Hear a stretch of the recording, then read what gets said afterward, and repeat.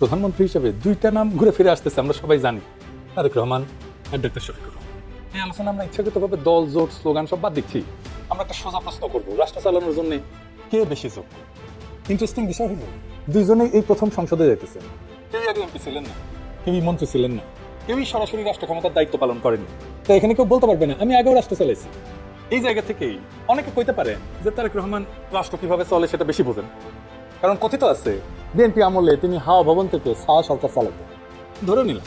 কিন্তু এখানে প্রশ্ন, রাষ্ট্র কিভাবে বিকৃতভাবে চলে সেটা বোঝা আর রাষ্ট্র কিভাবে ন্যায্যভাবে চালানো উচিত সেটা বোঝা এক জিনিস না। রাষ্ট্র নেতৃত্ব আসলে কি এটা আগে একটু বুঝে দিই। রাষ্ট্র চালানো মানে বক্তৃতা দেওয়া না, রাষ্ট্র চালানো মানে জনপ্রিয়তা ধরে রাখা না, রাষ্ট্র চালানো মানে দল চালানো না, কিন্তু রাষ্ট্র চালানো মানে ক্ষমতাকে নিয়ন্ত্রণে রাখা। আমি ক্ষমতায় যাইতেছি কিন্তু ক্ষমতাকে আমার নিয়ন্ত্রণে রাখতে হবে। এই জায়গা থেকে আমি একটা ফ্রেম দিচ্ছি যাতে আপনি নিজেই বিচার করতে পারবেন কে রাষ্ট্রনেতা হওয়ার যোগ্য এবং রাষ্ট্রনেতা হইতে হলে কি কি যোগ্যতা লাগে। রাষ্ট্রনেতা হওয়ার জন্য লাগে দুই ধরনের সক্ষমতা। কি কি? এক নম্বর হইতেছে কোর ক্যাপাসিটি বা কোর সক্ষমতা, ভিত্তিগত সক্ষমতা। আর দুই নম্বর হচ্ছে এক্সটেন্ডেড ক্যাপাসিটি বা বর্ধিত সক্ষমতা। ভিত্তিগত সক্ষমতা যেটা কোর, সেটা ছাড়া রাষ্ট্র চলে না। যেমন প্রথমত একটা নৈতিক দৃষ্টিভঙ্গি লাগে রাষ্ট্রনেতা। নৈতিকতা মানে নেতা ব্যক্তিগতভাবে ভালো মানুষ এটা না, কিন্তু নৈতিকতা মানে কোন সিদ্ধান্তে কে ক্ষতিগ্রস্ত হচ্ছে, কে লাভবান হচ্ছে, আর সেই ক্ষতির দায় কে নিচ্ছে এটা বোঝা। নৈতিক দৃষ্টিভঙ্গি না থাকলে আইন তখন নষ্ট হয়ে যায় হাসিনার মতো, প্রতিষ্ঠান দলীয় হয়ে যায় হাসিনার মতো, আর রাষ্ট্র মানুষের বিরুদ্ধে দাঁড়ায় ঠিক হাসিনা। এই জায়গায় আমি একটা কথা স্পষ্ট করে বলি, আজ বিএনপি এবং বিএনপির বুদ্ধিজীবীদের প্রধান অভিযোগ হইতেছে প্রশাসনে জামাত ঢুকে গেছে। কিন্তু প্রশ্ন হলো প্রশাসনে কে কোন দলে সেটা আমরা জানবো কিভাবে? আমি তো যেদিকে তাকাই সেদিকে দেখি খালি বিএনপি আর বিএনপি আর BNP, judiciary BNP, attorney general BNP, উপদেষ্টাদের বেশিরভাগ বিএনপি সুপারিশে, আমাদের স্বরাষ্ট্র উপদেষ্টা বিএনপি সুপারিশে, আমাদের অর্থ উপদেষ্টা বিএনপি সুপারিশে, আসিফ নজরুল বিএনপি মনা, নির্বাচন কমিশন বিএনপি যা হলে তাই শুনে, তাও শান্তি নাই, কারণ আসলে তারা চায় পুরো রাষ্ট্রযন্ত্র দলীয়ভাবে দখল করতে। এই মানসিকতাটা নৈতিক ব্যর্থতা। দুই নাম্বার কোর ক্যাপাসিটি হইতেছে রাজনৈতিক বৈধতা, মানে ভোটে জেতা মানে বৈধতার শুরু কিন্তু শেষ না। বৈধতা মানে মানুষ মনে করে এই নেতা শাসন করার অধিকার রাখে, হেজেমনি বলে, হেজেমনিক ক্যাপাসিটি। এই রাষ্ট্র ন্যায্য, এই প্রতিষ্ঠান বিশ্বাসযোগ্য। যেই মুহূর্তে বিশ্বাস ভেঙে যায় রাষ্ট্র তখন কাগজে থাকে, বাস্তবে ভেঙে পড়ে।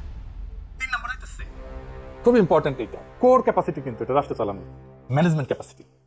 রাষ্ট্র শুধু আদর্শ দিয়ে চলে না, রাষ্ট্র চলে বাজেট, প্রতিষ্ঠান, মানুষ, সংকট এবং ব্যবস্থাপনার মাধ্যমে। লক্ষ কোটি টাকার বাজেট, লক্ষ লক্ষ শত শত প্রতিষ্ঠান। এই পৃথিবীর সবচেয়ে বড় সংগঠন হলো রাষ্ট্র। নৈতিকতার বৈধতা শেষ পর্যন্ত বাস্তবায়নে এসে পরীক্ষা হয়। এই তিনটা হইল ভিত্তি, একটাও যদি না থাকে তাহলে রাষ্ট্র চলবে। আর এক্সটেন্ডেড ক্যাপাসিটি কি কি? আধুনিক রাষ্ট্র এক্সটেন্ডেড ক্যাপাসিটি ছাড়া ওকে। এইখানে এক নম্বর হইতেছে প্রতিষ্ঠান গঠনের ক্ষমতা। নৈতিক নেতা থাকলেই হবে না, প্রতিষ্ঠান না থাকলে নৈতিকতা ব্যক্তির সাথে মরে যায়। সত্য রাষ্ট্র মানে ব্যক্তি নির্ভর না, নিয়ম নির্ভর রাষ্ট্র, প্রতিষ্ঠান নির্ভর রাষ্ট্র। যদি নেতা বদলায় দেশ সব বদলায় তাহলে রাষ্ট্র দুর্বল। দুই নম্বর হইতেছে দীর্ঘমেয়াদী দৃষ্টি। রাজনীতি সাধারণত স্বল্প মেয়াদী, কিন্তু রাষ্ট্র চালানো দীর্ঘমেয়াদী। এখনো জনপ্রিয় হইলেও ভবিষ্যতে জরুরি এই সিদ্ধান্ত নেওয়ার ক্ষমতা থাকতে হয় রাষ্ট্র। রাষ্ট্র মানে শুধু বর্তমান কোটা, রাষ্ট্র মানে যে এখনো জন্মায়নি তার ভবিষ্যৎটাও আমাকে চিন্তা করতে হবে। রাষ্ট্র মানে ভবিষ্যৎ প্রজন্মের দায়িত্ব, এইটারে বলে জেনারেশনাল রেসপন্সিবিলিটি। রাষ্ট্রকে জেনারেশনাল রেসপন্সিবিলিটি নিতে হবে। যে প্রজন্ম এখনো জন্মায়নি, আমাদের সন্তানদের কথা আমাদেরকে চিন্তা করতে হবে। তিন নম্বর সংকট সহনশীলতা এবং সিদ্ধান্ত নেওয়ার ক্ষমতা। সব রাষ্ট্র, সব মানুষ, সব প্রতিষ্ঠান সবসময় সংকটে পড়ে, অর্থনৈতিক, রাজনৈতিক, নিরাপত্তা, অনেক ধরনের সংকট। এই সংকটে আমি কিভাবে এটাকে সামলাবো, এইটা রাষ্ট্রনেতার একটা গুরুত্বপূর্ণ দায়িত্ব। চার নাম্বার সামাজিক সংবেদনশীলতা এবং ভাষাবোধ। রাষ্ট্র শুধু তো নীতি দিয়ে চলে না, রাষ্ট্র চলে ন্যারেটিভ দিয়ে, গল্প দিয়ে। কোন ভাষায় কথা বললে মানুষ অপমানিত হয়, কোন ভাষায় মর্যাদা পায়, এই বোধ না থাকলে নৈতিক সিদ্ধান্ত মানুষের বিরুদ্ধে যায়। পাঁচ নাম্বার গ্লোবাল জিও পলিটিক্স, এটা বোঝাপড়া, বৈশ্বিক ব্যবস্থা বোঝাপড়া। আজ কোনো রাষ্ট্র একা না, আন্তর্জাতিক অর্থনীতি, ভূ রাজনীতি, নির্ভরতা, এগুলো না বুঝলে রাষ্ট্র প্রতিক্রিয়াশীল হয়ে যাবে। ছয় নাম্বার আত্মসংযম এবং ক্ষমতা ছাড়ার সক্ষমতা। এইটা সবচেয়ে বিরল গুণ। নেতাকে জানতে হবে কখন থামতে হবে, কখন ক্ষমতা রাখতে হবে, কখন নিজের ক্ষমতাকে সীমাবদ্ধ করে ফেলতে হয়। এগুলো না থাকলে সবশেষে স্বৈরতন্ত্র আসে। এইখানেই মুজিব এবং হাসিনা ফেল করছে। কোন এখন চলে যাস তারেক রহমান প্রসঙ্গ। তারেক রহমান সেই রাষ্ট্রকে ভালো বোঝেন যে রাষ্ট্র হাসিনার ছিল, সেই একই দুর্নীতিগ্রস্ত পুরনো বন্দোবস্তের রাষ্ট্র। সেই জন্য সে সংস্কার চায় না, সেই জন্য বিএনপি আলাদা বিপ্লব শুনলে চমকায় ওঠে, সেই জন্য সে পুরনো কাঠামো অক্ষুণ্ণ রাখতে চায়। ওনার ম্যানেজমেন্ট স্কিল কেমন? উনি তো ম্যানেজমেন্ট পড়েন নাই। এখন কইতে পারেন ডাক্তার শফিকও তো ম্যানেজমেন্ট পড়েন নাই, আমি এই প্রসঙ্গে আসবো পরে। তারেক রহমান ম্যানেজমেন্ট পড়েন নাই, প্র্যাকটিসও করেন নাই, করার সুযোগ পান না, কোথাও কোথাও চাকরি করেন নাই, চাকরি বাকরি করেন নাই। উনি বিশাল রাষ্ট্র নামে সংগঠন চালাইবেন কেন? ওনার মার বাবা তো দেশের সেরা ব্রেনগুলোকে আশেপাশে রাখতেন, আর উনি তো চাকর বাকরদের রাখছেন আশেপাশে। ফরিদপুরে সোয়াবিন চাষ পান, দিনাজপুরের আম এক্সপোর্ট করতেছেন, নীলফামারীতে মেডিকেল কলেজ বানাইতেছেন যেখানে মেডিকেল কলেজ আছে, কুমিল্লা ইপিজেড বানাইতেছেন যেখানে ইপিজেড অলরেডি আছে, এবার কে সরকারি হাসপাতালে রোগী ডায়ালিসিস করাইতেছেন, কারণ এবার কে সারপ্লাস ক্যাপাসিটি আছে। জীবনেও কোনোদিন খুঁজে দেখেন নাই বা জানেন না কেমনি খুঁজতে হবে সারপ্লাস ক্যাপাসিটি আদৌ আছে কিনা। আর 12,000 কোটি টাকার বাজেটে সারা দেশের মানুষকে ফ্যামিলি কার্ড দিতে চান। সাব্বাস। আর কার্ডের পরে কার্ড, তাও নাকি সব বেস্ট ব্রেন নিয়ে এসব বানাইছে। শুনেন কি বলে ববি নিচ্ছে হাজ্জাজ, কি বলে শুনেন। বেশ অনেক মাস ধরে গুরুত্বপূর্ণ সব আপনার বিষয়গুলোতে জনাব তারেক রহমান বড় বড় আপনার টাস্ক ফোর্স টিম তৈরি করেছেন। হেলথ সেক্টর বলেন, এডুকেশন সেক্টর বলেন, এডুকেশনটার সাথে আমি নিজেই অতপ্রতভাবে জড়িত ছিলাম। আরো অনেকগুলো সেক্টরে গুরুত্বপূর্ণ টিমস তৈরি করেছেন বাংলাদেশের যারা বেস্ট বিশেষজ্ঞ আছেন তাদেরকে নিয়ে। এই সেক্টরগুলোতে আমরা কিভাবে উন্নয়ন আনতে পারি এবং বিশ্বমাপে কম্পিটিটিভ আমরা হতে পারি, তো সেই জায়গা থেকে ওনার বৃহত্তর প্ল্যান আছে, এটা আমি আপনাদেরকে পরিষ্কার জানিয়ে দিচ্ছি। ওনার বৃহত্তর প্ল্যান আছে। শুনেছেন, টাস্ক ফোর্স বানাইছেন, ভালো বানাইছে। তারেক রহমান আপনার এই প্ল্যান কোন মাঝারি সাইজের একটা আন্তর্জাতিক কর্পোরেটের ইন্টার্নকে দিয়ে করে দিতে পারে, একদম বেশি লোক লাগতো না, এটাতে ভালোভাবে করে দিতে পারে। এই আপনার যদি বেস্ট ব্রেনের প্রোডাকশন হয় তাহলে খবর আছে, দেশের খবর আছে, আপনারও খবর আছে। ইস্তার ঘোষণা করছে না বিএনপি, ইস্তার লিখেছে কে? সেও ফাঁকিবাজ। আপনি ধরেন, আপনি তো বুঝতেই পারেন না যে ইস্তার যে লিখেছে সে ফাঁকিবাজ, কেমনে ধরবেন এটাও বুঝতে পারেন না। 2001 সালে বিএনপির ইস্তার এটা থেকে চোথা মারিছে। হ্যাঁ, আমার কথা বিশ্বাস হয় না? হ্যাঁ, দেখে দিব, দেখে দিচ্ছি। ওই একই মনোরেল চালু করবে বলছেন না, এটা তো 2001 সালের ইস্তার ছিল। বস্তিবাসীদের জন্য আবাসন করবে বলছেন না, এটা তো 2001 সালে ছিল। কলকারখানায় নিরবিচ্ছিন্ন বিদ্যুৎ সরবরাহ করবেন বলছেন, ওটা তো ছিল 2001 সালে। বেকার ভাতা দিবেন বলছেন না, ওটা 2001 সালেও ছিল। সবই ছিল 2001 সালে, আবারও দিছে। তো এখন বুঝেছেন তো, এগুলো করবে না, আগের গুলো করেনি। এগুলো আগের গুলো করেননি কেন? 25 বছর আগে কইছিলেন না, তারপর তো ক্ষমতা এসেছিলেন, করেন নাই কেন? কেউ তার জিগায় না, সে নিজেও দেখে না। আমি তো এগুলো কইছিলাম, কেউ এটা ধরে দেবে কবে না তো, কারণ বাংলাদেশের মিডিয়া তো সব পাতা টিচ্ছে। কার্ডের পরে কার্ড, তার তো শেষ নাই, মানে কার্ডের সব সমস্যার সমাধান মনে হচ্ছে। আচ্ছা, মেনে নিলাম যে ঠিক আছে, ইস্তেহার করেন নাই আগেরটা। আপনি কেন লেখাপড়াটা করলেন না? নিজের জন্য না, দেশের জন্য তো লেখাপড়া করতে পারতেন। আপনি তো দেশকে নেতৃত্ব দিবেন, তো নিজেকে তৈরি করবেন না? কি করছেন বলেন তো নিজেকে তৈরি করার জন্য? কোনো ট্রেনিং করছেন? কোনো কোচিং করছেন? কোনো ডিগ্রি করছেন? এই বয়সে আমাদের এখনো প্রত্যেক সপ্তাহে ট্রেনিং করতে হয়, প্রত্যেক সপ্তাহে। এমন একটা কমপ্লেক্স এভার চেঞ্জিং ওয়ার্ল্ডে কাজ করবেন, আর আপনি প্রস্তুতি নেবেন না? আমাদের তো কত কাজ করতে হয়। আপনি তো রাজনীতি ছাড়া আর কিছু করেন না। দেশের পিএম হওয়া ছাড়া তো আপনার কোনো লক্ষ্য নাই। আপনি যদি বইপত্র লিখলেনি, লেখালেখি করলেনি, তাও একটা কাজ হলেনি, তাহলে আপনার চিন্তা জানা যেত। আপনি তো এটা নরেন্দ্র মোদী হবেন, চাওয়ালা। ইন্ডিয়ান ডেমোক্রেসি শক্ত, ব্যুরোক্রেসি কম্পিটেন্ট, ইনস্টিটিউট শক্তিশালী। আপনার তো সব কটা ধ্বজভঙ্গ, পুরাই কলাপস করবে আপনার লিডারশিপ। এবার আসেন ডাক্তার শফিকুর রহমান। উনি রাষ্ট্র ক্ষমতায় ছিলেন না, কিন্তু রাষ্ট্রের ব্যর্থতা প্রত্যেকদিন দেখছেন। কোথায়? একজন ডাক্তার হিসেবে। একজন ডাক্তার তার ট্রেনিং এর মধ্যে দিয়ে একজন কম্পিটেন্ট ম্যানেজার হয়ে ওঠে, দক্ষ শাসক হয়ে ওঠে, মেডিকুলাস অ্যানালিস্ট হয়ে ওঠে, একজন ন্যায়পরায়ণ নেতা হয়ে ওঠে।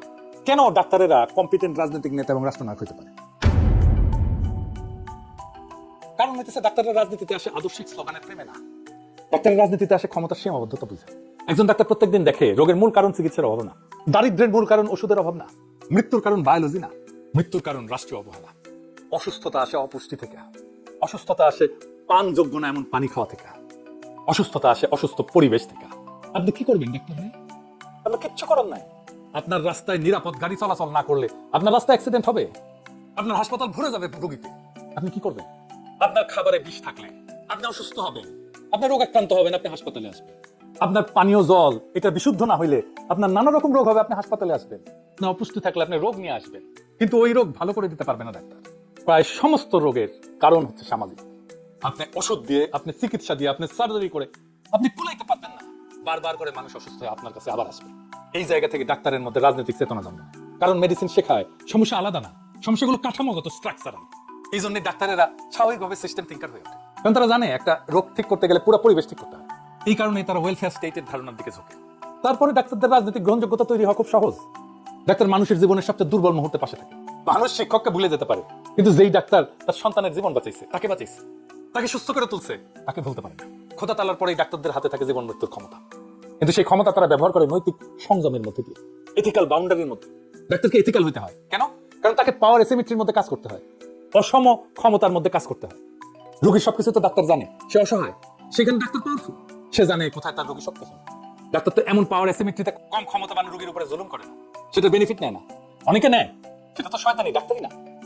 এই কারণে ডাক্তারের রাজনৈতিক গ্রহণযোগ্যতা আসে চিৎকার করে না, আসে নীরবে, বিশ্বাসের ভিতর দিয়ে। এই যে খালিদুজ্জামান, তারেক রহমানের প্রতিদ্বন্দ্বী, এত জনপ্রিয় কেন? চিনতেন না তো কাউকে।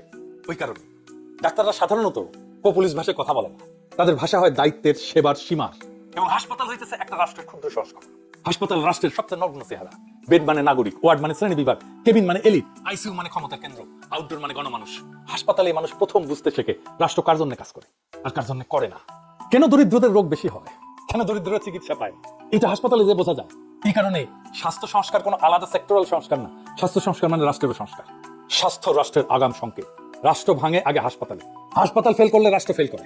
একটা দেশের স্বাস্থ্য অবস্থা দেখে বোঝা যায় রাষ্ট্র কতটা ন্যায্য, কতটা সক্ষম, কতটা কম্পিটেন্ট, আর কতটুকু ভেঙে পড়ছে। এই জন্যই স্বাস্থ্য হলো রাষ্ট্রের আগাম সতর্কবার্তা। একটা হাসপাতালে একটা রাষ্ট্রের যা যা থাকে সব আছে, খোঁজ করলে দেখবেন কমপ্লেক্স হায়ারার্কি আছে। বাইরে থেকে আপনি বুঝতে পারবেন না যে কত বিচিত্র ডিপার্টমেন্ট কাজ করে একটা হাসপাতালে। সেখানে কুক আছে, দোকান আছে, সিকিউরিটি আছে, ফাইন্যান্স আছে, বাজেট আছে, স্টোর আছে, ফার্মেসি আছে, ক্লিনিং সার্ভিস আছে, স্ট্যাটিস্টিক্স আছে, রেকর্ড আছে, রিসার্চ আছে, কেপিআই আছে, 24 ঘন্টার সার্ভিস আছে, ইমার্জেন্সি আছে, ফটোগ্রাফি আছে, ক্লাসরুম আছে, শিক্ষানবিশ আছে, পুষ্টিবিদ আছে, ল্যাবরেটরি আছে, মনিটরিং ইভালুয়েশন আছে, আর আছে প্রোটোকল। প্রত্যেকটা জিনিস institutionalise. SOP, standard operating procedure. কোন জিনিসটা কিভাবে হবে তার সুনির্দিষ্ট এসওপি আছে। মানে ধরেন আপনি দেখলেন একটা জায়গায় রক্ত পড়ে আছে, ওইটা আপনি কিভাবে ম্যানেজ করবেন, কি করবেন ওইটা দিয়ে, কেন পরিষ্কার করবেন, কে করবে পরিষ্কার, কি দিয়ে পরিষ্কার করবে, পরিষ্কার করে ওই ওয়েস্টটা কোথায় রাখবে, ওই বর্জ্যটা কোথায় রাখবে, সেটাকে কিভাবে ম্যানেজ করা হবে, সেটাকে কিভাবে ডিস্ট্রয় করা হবে, সেটাও লেখা থাকে। এগুলো আবার নিয়মিত আপডেট করতে হয়। হাসপাতাল হচ্ছে সেই জায়গা যা একটা রাষ্ট্রের মতো, আর এই সীমিত রিসোর্সের উপরে সার্বভৌম সভারেন অথরিটি বা সার্বভৌম কর্তৃত্ব থাকে চিকিৎসকের, ডাক্তারের। তো এইরকম ন্যায় ইনসাফ আর এই লেভেলের ম্যানেজমেন্ট তো ডাক্তারদের মজ্জাগত, তার রক্তের মধ্যে, তার ডিএনএর মধ্যে। এই কারণেই ডাক্তাররা ভালো রাষ্ট্রনায়ক হতে পারে, কারণ তারা ক্ষমতার ভাষা শেখে, রোগীর বিছানার পাশে দাঁড়ায়। তারা জানে সমস্যা ব্যক্তির না, সমস্যা কাঠামোর। আর রাষ্ট্র চালাতে সবচেয়ে দরকারি বোধটা, ক্ষমতা দখলের ক্ষুধা না, ক্ষমতার সীমা বোঝা। এটাই রাষ্ট্রনেতৃত্বের আসল যোগ্যতা, যে আমার ক্ষমতার সীমা কোথায়। আমি বাংলাদেশের উদাহরণ দিই। জিয়াউর রহমান একজন দক্ষ জনপ্রিয় নেতা হতে পারছিলেন কেন জানেন? ওনার পাশে বি চৌধুরী স্যার ছিলেন, দুই ডিসিপ্লিন ফিল্ডের দুই মানুষ, পাওয়ারফুল কম্বিনেশন। এই জন্য ফিদেল কাস্ট্রো একজন সে গুয়েভারা লাগে। এই জন্য মহাতের মোহাম্মদরা তৈরি হয়। কেউ ভালো মানুষ হয়েও ব্যর্থ নেতা হতে পারে, কেউ দক্ষ শাসক হয়েও বিপজ্জনক নেতা হতে পারে। রাষ্ট্র চালানো মানে ক্ষমতা ধরা না, রাষ্ট্র চালানো মানে ক্ষমতাকে নিয়ন্ত্রণে রাখা, ক্ষমতার সীমা বোঝা। এই জায়গায় প্রশ্নটা বদলায় যায়, কিন্তু প্রশ্ন থাকে না যে কে বেশি চতুর রাজনীতিবিদ, প্রশ্ন হয় কে কম ক্ষতি করে রাষ্ট্র চালাইতে পারবে। এই প্রশ্নের উত্তরই আগামীর বাংলাদেশের আসল নির্বাচন। এই নির্বাচনে বাংলাদেশ তার প্রকৃত রাষ্ট্রনায়ককে চিনতে ভুল করবে না। আশা করি সে বাংলাদেশ সেই রাষ্ট্রনায়ককে চিনবে যিনি তার ক্ষমতার সীমা চিনবেন আর জাতির জন্য ইনসাফ কায়েম করবে। আসেন আগামী 12 তারিখে আমরা সেই নেতার পক্ষে ভোট দিই। ইনকিলাব জিন্দাবাদ। দর্শক, বাংলাদেশ প্রসঙ্গে কথা বলতে চাই আজকে লাইভ সেশনে। আমাকে এক দর্শক প্রশ্ন করেছেন, প্রশাসন তো বিএনপির দিকে হেলে গেছে, রেজাউল করিম। আজকে এই বিষয়টি আলোচনা রাখবো। দর্শক, বাংলাদেশের আগামী নির্বাচন আর বাকি আছে কদিন বলেন। 12 ফেব্রুয়ারি নির্বাচন, আর 14 ফেব্রুয়ারি কি বলে? 12 ফেব্রুয়ারি নির্বাচন হলে 14 ফেব্রুয়ারি কি? কমেন্ট করবেন। আমরা অনেক দর্শককে আমি মিস করছি আজকে, যারা নিয়মিত আমাকে শোনেন। লন্ডন থেকে এম এ আজিজ ভাই, আপনাকে এখন লাইভে দেখতে পাচ্ছি না। চট্টগ্রামের মায়াবতীকে দেখা যাচ্ছে না। নাটোর, কুড়িগ্রাম, মিস করছি ভাই আপনাদের, যারা আজকে আসেননি লাইভে। চলুন মূল খবরে চলে যাচ্ছে। মোটামুটি যারা আসার চলে আসবেন আশা করি। আমাকে অনেক ভালোবাসেন শফিকুল ইসলাম ভাই, থ্যাংক ইউ ভাই। জামালপুর থেকে দেখছেন, চলে গেল নামটা দ্রুত। জি আলহামদুলিল্লাহ ভালো আছে। প্রশ্ন করছেন আসলে কেমন আছেন? সিরাজুল হক বোধহয়, চিটাগাং। চিটাগাং। বাংলাদেশের আগামী নির্বাচনে বিএনপিকে ঘাম ঝরিয়ে দিচ্ছে একটি দল, তার নাম জামাত ইসলাম। যে দলটি বাংলাদেশের রাজনীতিতে 4 নম্বরে অবস্থান করছিল। অর্থাৎ 1 নম্বরে বিএনপি, 2 নম্বরে আওয়ামী লীগ, 3 নম্বর জাতীয় পার্টি, 4 নম্বরে জামাত ইসলাম। আজকে সেই দলটি বিএনপিকে বিট করছে, বিএনপিকে টেনশন দিচ্ছে, বিএনপির ঘাম ঝরিয়ে দিচ্ছে। এই নির্বাচন কেন্দ্র করে আমি প্রায় 30 থেকে 35টা জেলা সফর করেছি। সেখান থেকে কিছু অভিজ্ঞতা বলবো, ধারাবাহিক বলবো, একদিনে সবটা বলা যাবে না। তবে বিভিন্ন নিরপেক্ষ সংস্থাগুলোকে জরিপ আসছে আমাদের হাতে। সে জরিপ বলছে জামাত বিএনপিকে টেনশন দিচ্ছে, শুধু টেনশন না, জামাত ক্ষমতায় বসতেও পারে। বিএনপি কেন ক্ষমতায় বসতে পারে আর জামাত কেন ক্ষমতায় বসতে পারে সংক্ষিপ্ত বলি, কেন এই দুটো দল ক্ষমতা হারাতে পারে, মানে ক্ষমতার বিরোধী চেয়ারে বসতে পারে, সেটাও সংক্ষেপে তুলে ধরার চেষ্টা করছি। প্রথম, যদি আমি বিএনপিটা দিয়ে শুরু করি, বড় দল বিএনপি। বিএনপি ক্ষমতায় আসতে পারে তার কয়েকটা কারণ। 1, বিএনপি শহীদ প্রেসিডেন্ট জিয়াউর রহমানের হাত ধরে তৈরি হয় এবং এই দেশে যা কিছু উন্নয়ন বিএনপির হাত ধরেই হয়েছে। তবে আওয়ামী লীগের শেষ 15.5 বছরে দেশের চোখে দেখার মতো কিছু উন্নয়ন হলেও তার নেপথ্যে ছিল বিশাল মাপের দুর্নীতি।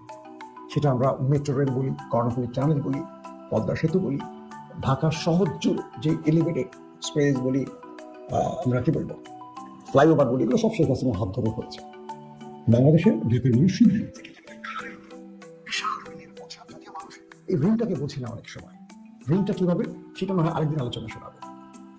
তারপরও যদি চোখে দেখা মেগা প্রকল্পের কথা বলি, এগুলো সব আওয়ামী লীগের হাতে হয়েছে। কিন্তু রাষ্ট্রকে শক্ত ভিত্তিতে দাঁড় করানোর জন্য প্রথম যে ভূমিকাটি রেখেছিলেন শহীদ প্রেসিডেন্ট জিয়াউর রহমান এবং বেগম খালেদা জিয়া, সেটাকে টেনে এনেছেন। যে জন্য ধানের শীষের প্রতি মানুষের একটি ভালোবাসা আছে। এখন জামাতের বন্ধুরা আবার চলে যাবেন না, আপনাদের জন্য পরের স্টেপে আরো বেশ কিছু খবর আছে। গুপ্ত মাসুম, ধন্যবাদ ভাই। একজন হচ্ছেন বেহায়া দিবস। না ভাই, 14 ফেব্রুয়ারি বেহায়া দিবস হয় কেন? হালাল উপায় ভালোবাসা। তো এবার যদি আমরা বিএনপি আওয়ামী লীগকে বলি, দুটি প্রধান দল। বিএনপি মাঠ পুরো ফাঁকা, অর্থাৎ বিজয় বিএনপির দাম প্রান্তে। 3 নম্বর কারণ, বিএনপি বিগত সময় রাষ্ট্রীয় ক্ষমতায় ছিল, রাষ্ট্র পরিচালনার সব রকম অভিজ্ঞতা বিএনপি আছে। 4 নম্বর, বিএনপি কিভাবে জিততে হয় ভোটে এটা খুব ভালো করে জানে, কারণ তাদের পোল খাওয়া ডাকসাইটের নেতা আছে, বা ইলেকশন ইঞ্জিনিয়ারিং বলি, বা ইলেকশনের বিজয়ের জন্য জনগণকে যেভাবে মেকানিজম করে আনতে হয়, বা যেভাবে জনগণকে ভোটে আনতে হয়, নেগেটিভ পজিটিভ দুটো মিলিয়ে বলছি, কিভাবে ভোটে জিততে হয় এটা বিএনপির অভিজ্ঞতা আছে, জামাতের নেই।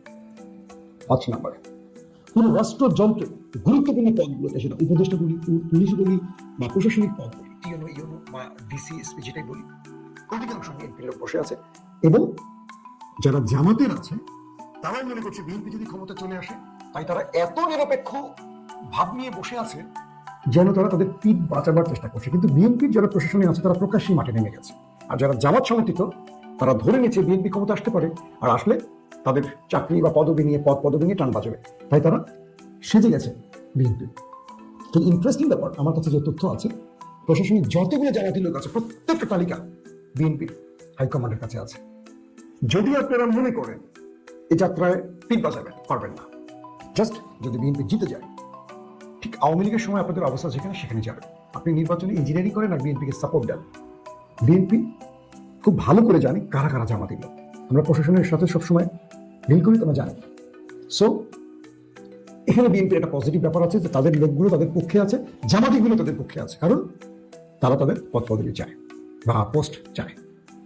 তারপরের বিষয়টি হলো বিএনপির জন্য পজিটিভ যে বিষয়টি হলো আওয়ামী লীগের ভোটগুলো বিএনপির ঘরে আসতে পারে, এরকম একটি ধারণা করা হচ্ছে। কারণ আওয়ামী লীগ হয়তো ইসলাম বা জামাত ইসলামকে পছন্দ করবে না, এবং সাম্প্রতিক সময় বিএনপি নেতাদের বক্তব্যে মনে হচ্ছে যে তারা ধারণা করছে যে আওয়ামী লীগ তাদের ঘরে ভোটগুলো দিয়ে যাবে।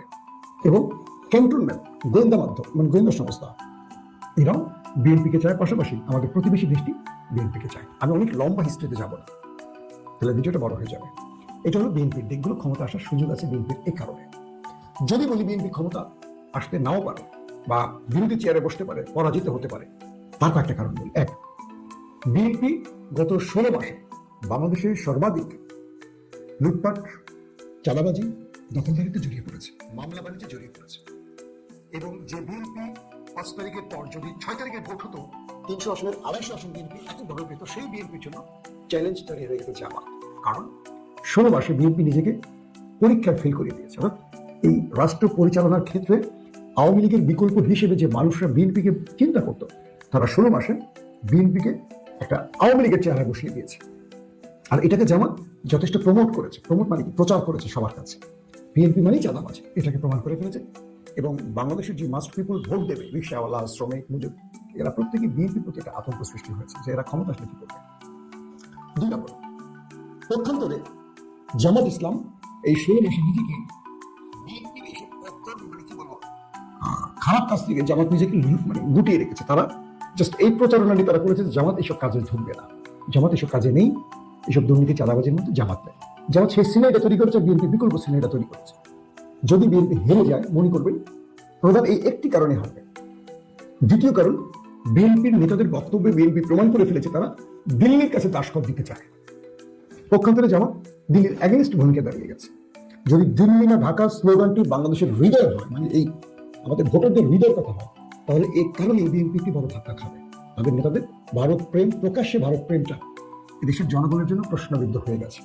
3 নম্বর, বিএনপি ধর্মকেন্দ্রিক কিছু বক্তব্য, শরিয়া আইন চায় না বা ইসলামকে একটু কটাক্ষ করার কিছু নেতারা কটাক্ষ করেছেন, সেটা ওই যে কিছু পাগল ফজলুল পাগলা এরকম কিছু লোকদের বিভিন্ন কারণে, এবং নারীদের উপর বা নিজেরা নিজেদের সঙ্গে সংঘর্ষে যে সহস্রাধিক শত শত লোক মারা গেছে, পাথর দিয়ে মানুষ মারা, এরকম নানান ঘটনাগুলো বিএনপির ভোট ব্যাংকে হাত দেবে। এবং বেগম খালেদা জিয়ার অনুপস্থিতিতে তারেক রহমানের এই বিএনপি জনগণের কাছে আস্থা না অনাস্থার এই বিষয়টি হয়তো নির্বাচনের মাধ্যমে জানা যাবে। তবে তারেক রহমান খুব পজিটিভলি বিএনপিকে হ্যান্ডেল করছে, বা বিএনপিকে তার নিজের একটা স্টাইলে, জিয়াউর রহমানের মতো একটা নিজের স্টাইল তৈরি করে পরিচালনা করছেন। এটার কারণে বিএনপি জিততে পারে, দুটোই হতে পারে, এটা ভোটে বোঝা যাবে। আসেন জামাত ইসলামে নজর রাখেন। জামাত ইসলাম কেন হারবে আগে সেটা বলি, পরে কেন জিতবে সেটা বলি, একটু উল্টো করি। জামাত ইসলাম হারতে পারে প্রথমত তাদের আত্মবিশ্বাস। জামাতের লোকদের মধ্যে একটা প্রবল ধারণা তৈরি হয়েছে, বিভিন্ন জরিপ, অনলাইন জরিপ বা কিছু সংস্থার জরিপ জামাতের দিকে চলে আসে, তারা মনে করছে তারা জিতবে। এই ধারণা থেকে তারা সেইভাবে জনসম্পৃক্ততা বাড়াতে পারেনি। যেমন বিএনপি প্রতিটি মানুষের দুয়ারে যাচ্ছে, জামাত এক্ষেত্রে কিছুটা পিছিয়ে আছে। এক, দুই নম্বর, নির্বাচনের মাঠে হিউজ টাকার ব্যবহার হয়, জামাত সেটা করতে পারছে না, কারণ জামাতের প্রতিটি প্রার্থীকে কেন্দ্র থেকে টাকা দেওয়া হয়, এবং সেই অ্যামাউন্ট আমি যেটা জেনেছি 1 কোটির ধারে কাছেও না, মানে অর্ধ কোটির মধ্যেই আটকে গেছে। অর্থাৎ জামাতে যারা প্রার্থী আছে, এমনও আছে তারা প্রার্থনা হলে অনেক হয়তো 3 বেলা ভালো খেতে পারেন, কিন্তু তারা ভালো মানুষ, তারা ধরেন শিক্ষিত, ভালো মানুষ, বিশ্বাসী, সৎ, সব ঠিক আছে, কিন্তু ব্যক্তিগতভাবে তারা ধনবান নয়। তারা যে নির্বাচন করছেন, এই নির্বাচন পুরো কেন্দ্র থেকে তাদের টাকা দেওয়া হচ্ছে। আর বিপরীতে বিএনপির নেতারা শত শত কোটি টাকা নিয়ে বসে গেছে। অর্থাৎ ভোটের আগে 2-3 দিন যদি সেই সব দলেরা বিপরীত দলের ব্যক্তিদের মনে করেন একজনকে 10,000 টাকা করে দিবেন, 20,000 টাকা করে দিবেন, সেই সামর্থ্য তাদের আছে, কিন্তু জামাতের 5 টাকা দেওয়ার সামর্থ্য নাই। এটা আমি কনফার্ম, কারণ জামাতের নির্বাচনে হিমশিম খাচ্ছে। তাদের হেডকোয়ার্টারের অনেকের সাথে কথা বলে বুঝতে পেরেছি অনেকে ঠিক মতো টাকা দিতে পারছে না।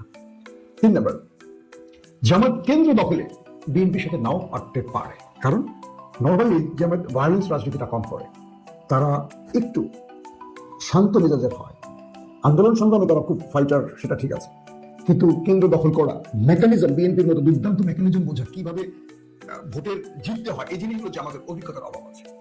তারা শৃঙ্খলিত, তারা একটা কমান্ড, মানে তারা চেইন অফ কমান্ড সব ঠিক তাদের আছে, কিন্তু কিভাবে ভোটারকে প্রলুব্ধ করতে হয়, কিভাবে ভোটার আনতে হয়, কিভাবে সেই ভোটারকে দিয়ে ভোট বাস্তবায়ন করতে হয়, এই জিনিসগুলো, বা কিভাবে নির্বাচনে জিততে হয়, এটা জামাতের অভিজ্ঞতা বিএনপির চেয়ে অনেক কম।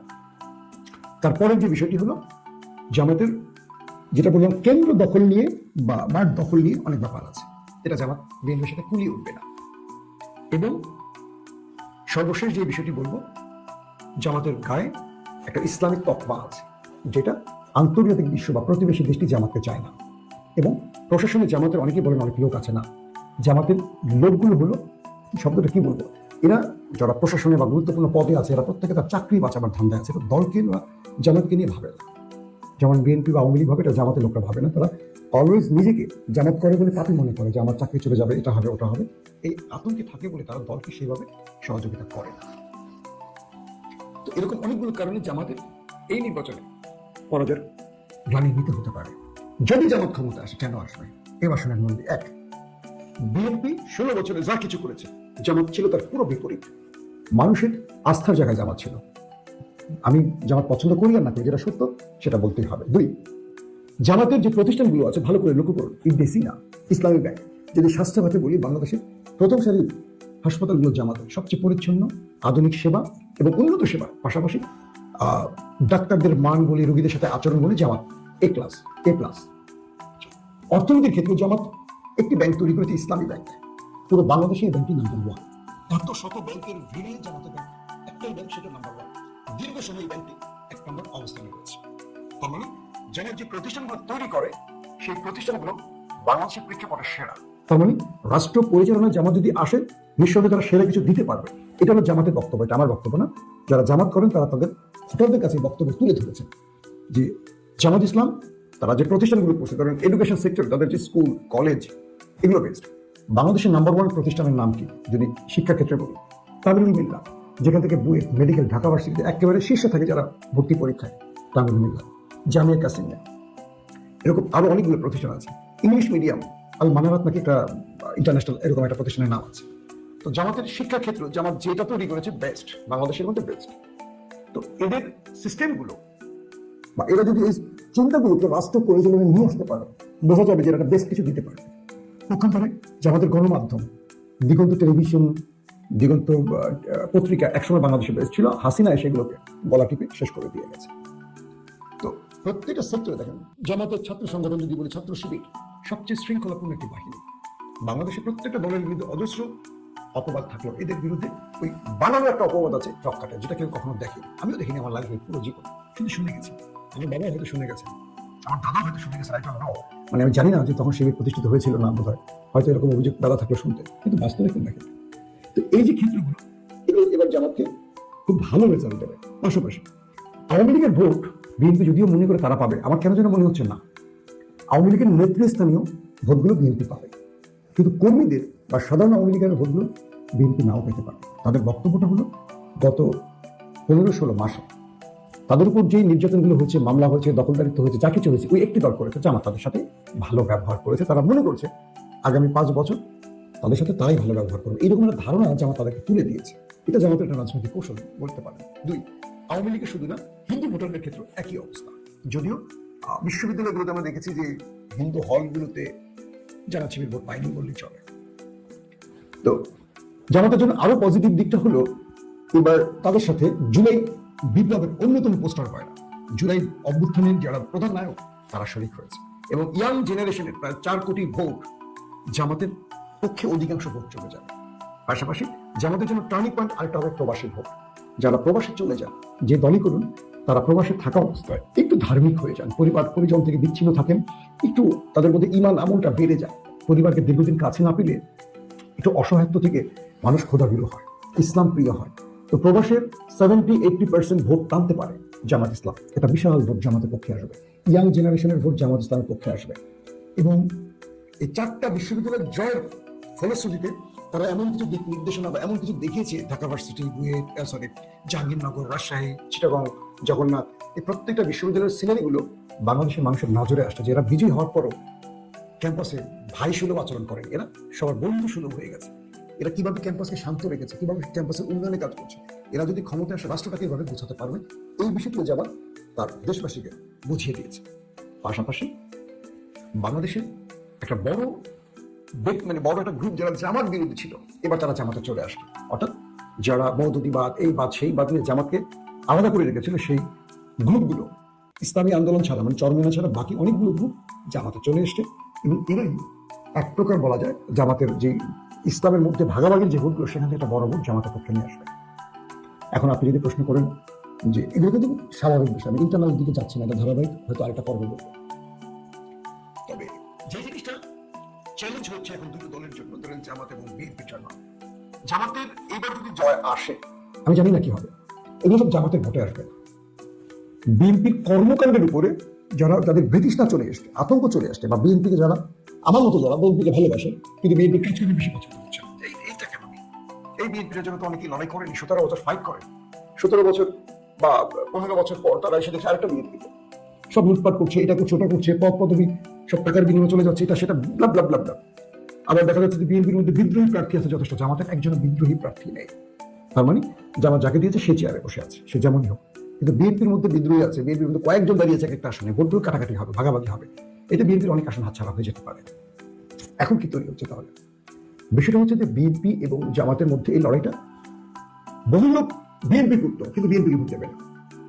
বহু লোক আওয়ামী লীগ করতো, তারা জামাতকে ভোট দিতে পারে বিএনপির কারণে, বিএনপির আচরণের কারণে। কিন্তু যদি জামাত যে ভোটগুলো পাবে, জামাতের ভোট কিন্তু বাংলাদেশের পার্সেন্টেজ খুব কম, 10 থেকে 15-16 এর মধ্যে থাকে।